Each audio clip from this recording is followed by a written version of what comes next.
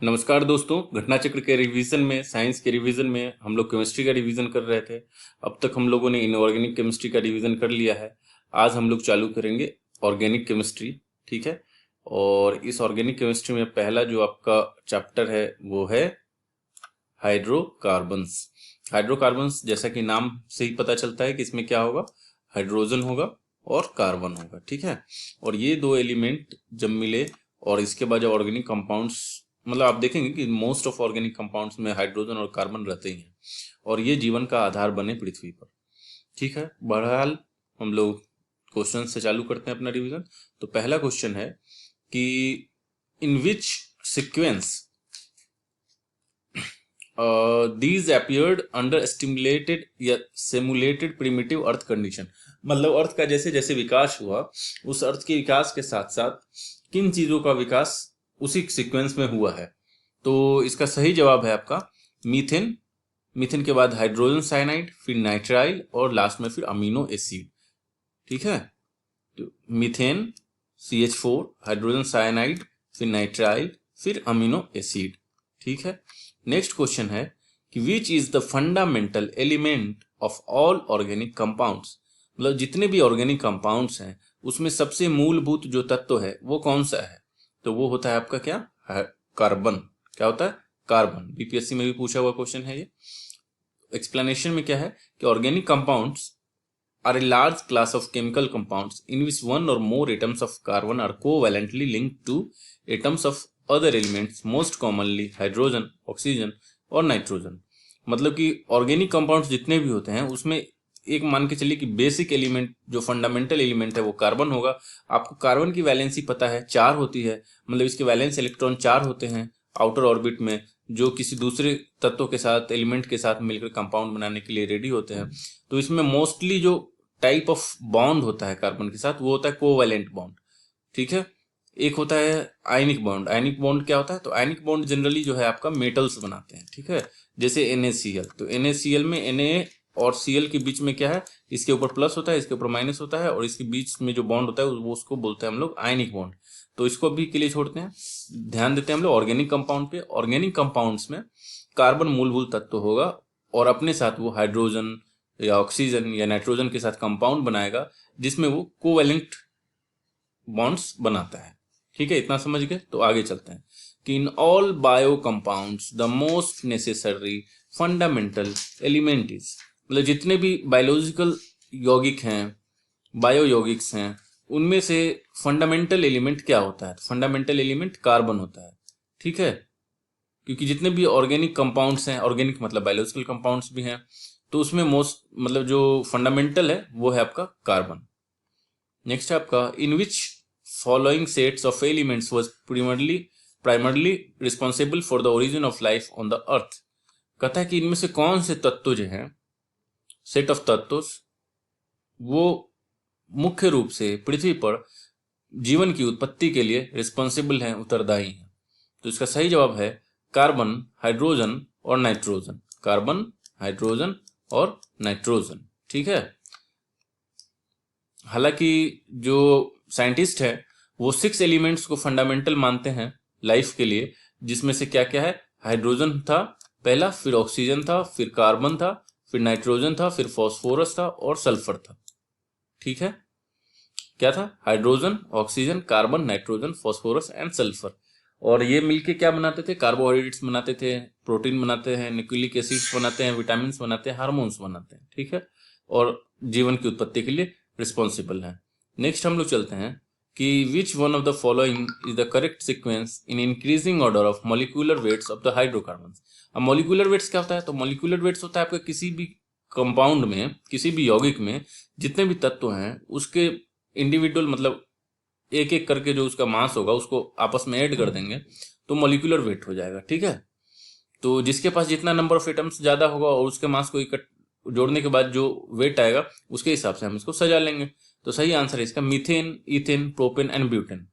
तो मीथेन का फॉर्मूला क्या होता है, इसको याद करना पड़ेगा आपको, तभी पता कर पाएंगे। तो मीथेन का फॉर्मूला होता है CH4। सी का जो मास होता है कार्बन का वो होता है अप्रोक्सीमेटली 14 के अप्रोक्स। ठीक है। तो 14 और हाइड्रोजन का मास होता है 1। तो अब इससे आप अंदाजा लगा सकते हैं कि C का एटम 1 है तो 14 हो गया, और 4 हाइड्रोजन, तो इसका मास हो गया 18। फिर C2H6, C का 2 एटम है, हाइड्रोजन का 6 है। प्रोपेन में 3 कार्बन होता है, ब्यूटेन में 4 कार्बन होता है। तो इस तरह से हम लोग यहाँ देख रहे हैं कि इंक्रीजिंग जो आपका एटॉमिक मॉलिक्यूलर वेट है उसमें हमने सजा दिया है। नेक्स्ट क्वेश्चन है आपका, which one of the following was used as a chemical weapon in the First World War? प्रथम विश्व युद्ध में रासायनिक हथियार के रूप में किसको इस्तेमाल किया गया था? तो सही उत्तर है इसका मस्टर्ड गैस। क्या है? Mustard gas. मस्टर्ड गैस क्या होता है? मस्टर्ड गैस को हम लोग सल्फर मस्टर्ड भी बोलते हैं। ये एक ऐसा रासायनिक यौगिक है जिससे कि आपको अगर उसको यूज करें ज्यादा देर तक, अगर आप उसके एक्सपोजर में रहोगे तो आपको स्किन पे छाले पड़ सकते हैं, आपके रेस्पिरेटरी सिस्टम पे प्रॉब्लम कर सकता है, और ये 3 से 4 घंटे के बाद अपना असर दिखाना शुरू करता है। ठीक है, इसका जो केमिकल नेम है वो आपका डाई इथाइल सल्फाइड है। तो इसको याद रखेंगे क्योंकि ये भी कई बार पूछा गया है। तो मस्टर्ड गैस प्रथम विश्व युद्ध में किया गया था रासायनिक हथियार के रूप में। क्या होता है वो? मस्टर्ड गैस या सल्फर मस्टर्ड भी बोलते हैं उसको। इसका केमिकल नाम है वो याद रखेंगे, डाई इथाइल सल्फाइड। ठीक है। Next, mustard gas is used as in chemical warfare. ठीक। नेक्स्ट है poisonous mustard gas is a, क्या होता है ये? तो ये है आपका एक लिक्विड। मस्टर्ड गैस क्या है? Liquid. In room temperature poisonous mustard gas is found in liquid state. ठीक है मतलब कि आपका जो नॉर्मल टेम्परेचर है, स्टैंडर्ड टेम्परेचर, रूम टेम्परेचर, उस पर आपका मस्टर्ड गैस लिक्विड स्टेट में, द्रव अवस्था में पाया जाता है। इससे सबसे ज्यादा जो प्रभावित होते हैं वो होता है आपका आंख, आपके लंग्स और आपके स्किन्स। नेक्स्ट है आपका question, which of the following gases is used in cigarette lighters? Cigarette lighter में हम लोग कौन सा गैस यूज करते हैं? तो सही जवाब है ब्यूटेन। ब्यूटेन का फॉर्मूला क्या होता है? C4H10। ठीक है, तो ब्यूटेन जो है आपका सिगरेट लाइटर्स में यूज होता है। इसको NGL भी बोलते हैं, नेचुरल गैस लिक्विड। क्या बोलते हैं? Natural gas liquid. नेक्स्ट है आपका, leakage of which of the following gases had cause the Bhopal gas tragedy? Bhopal gas tragedy में कौन सा गैस लीक हुआ था? इसका सही जवाब है मिथाइल आइसोसाइनेट। Methyl isocyanate.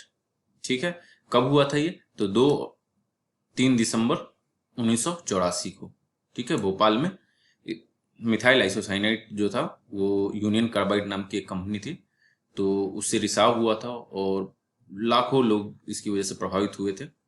ठीक है, तो कौन सा गैस था? Methyl isocyanate. 1984 में 2 से 3 दिसंबर के बीच यूनियन कार्बाइड नाम के एक पेस्टिसाइड प्लांट जो भोपाल में था उसमें से लीक हुआ था।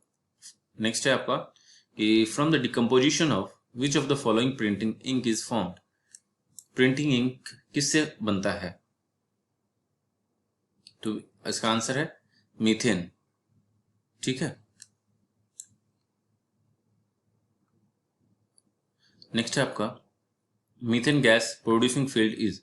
मीथेन गैस प्रोड्यूस करने वाला फील्ड मतलब उस जो आपका जैसे खेत हो गया या फिर जगह हो गया जहां से मीथेन गैस प्रोड्यूस होता है, क्या क्या होता है?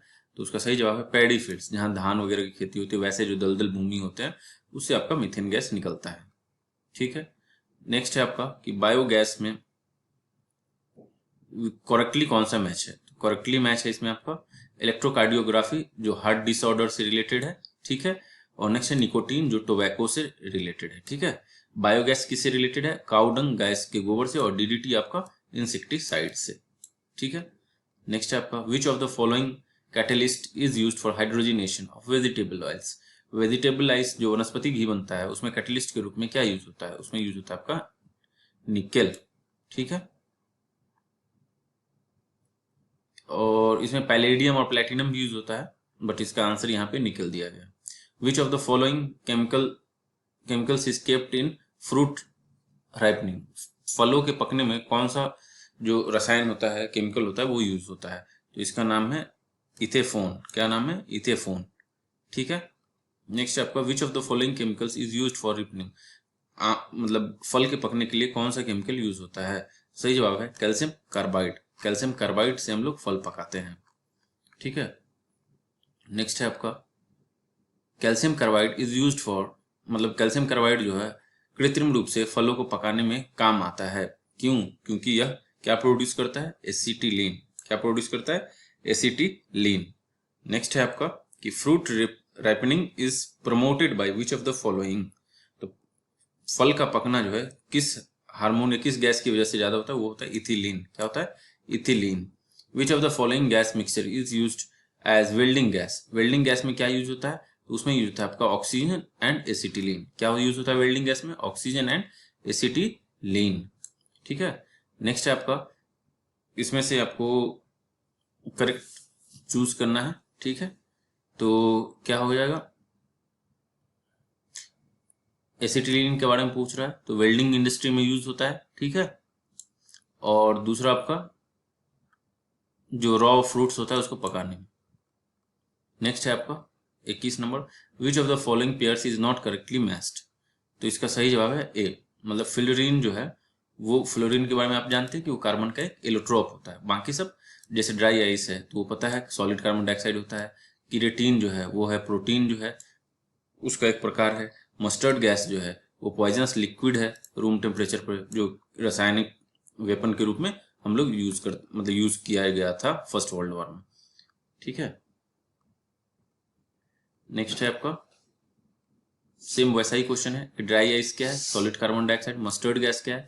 Poisonous liquid used in chemical warfare. Teflon क्या है? ठीक है, फ्लोरीन क्या है? फ्रोगिलिक। तो इसमें से करेक्टली नॉट मैच्ड है उसका, तो फ्लोरीन वाला करेक्टली नॉट मैच्ड है। टेफ्लॉन क्या होता है? पॉलीमर होता है फ्लोरीन का। ठीक है, नेक्स्ट क्वेश्चन है विच one of the following pair is incorrectly matched. इसमें से कौन सा मैच सही नहीं है? वैसा ही सेम क्वेश्चन है कि फ्लोरीन जो है चूंकि वो 60 कार्बन एटम को बनाकर C60 बोलते हैं इसको, तो वो C60 होता है बकमिंस्टर फ्लोरीन। बकमिंस्टर साइंटिस्ट थे, उन्होंने खोज करी थी इसकी। ये कार्बन का एलोट्रोप है जो सबसे रिसेंट में खोजा गया था। ठीक है, बाकी सब सही मैच है। जैसे पायरीन जो है वो फायर एक्सटिंग्विशर, आग बुझाने में काम आता है। सल्फर डाइऑक्साइड जो है वो एसिड रेन के लिए उत्तरदायी है। फ्रेओन जो है वो रेफ्रिजरेंट के रूप में उपयोग होता है। नेक्स्ट है आपका for benzene which of the following statement is true. तो बेंजीन के बारे में सही कथन क्या है? सही कथन है कि इसके पास 12 सिग्मा बॉन्ड होते हैं और 3 पाई बॉन्ड्स होते हैं। क्या होता है? 12 सिग्मा बॉन्ड्स और 3 पाई बॉन्ड्स। तो इस तरह से हमने आज हाइड्रोकार्बन का मतलब ऑर्गेनिक केमिस्ट्री का पहला चैप्टर खत्म किया, हाइड्रोकार्बन। नेक्स्ट चैप्टर में हम लोग देखेंगे अल्कोहल और इससे आगे की चीजें। ठीक है, तो वीडियो आपको अगर अच्छा लगा हो तो लाइक करें, सब्सक्राइब करें। Thank you.